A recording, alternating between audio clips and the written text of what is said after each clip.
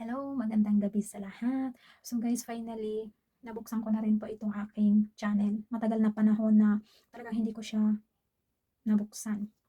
Mula umuwi po ako galing sa Saudi, hindi na rin po ako naging active. So, siguro mag 3 years na hindi pa talaga ako active kasi ngayon nandito na po ako sa Hong Kong.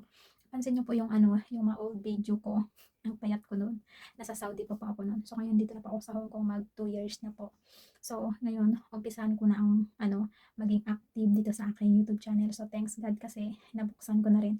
So ayaw ko na rin po kasi gumawa ng iba kasi nga ito is nakaranas na po to ng sahod noon kay Lolo.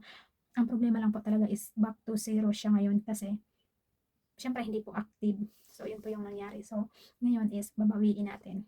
Kailangan natin gumawa ng ibang video. So, guys, namiss ko pa talaga mag-upload dito sa aking channel. So, ngayon lang po talaga ako gumawa ng video. So, okay, bye!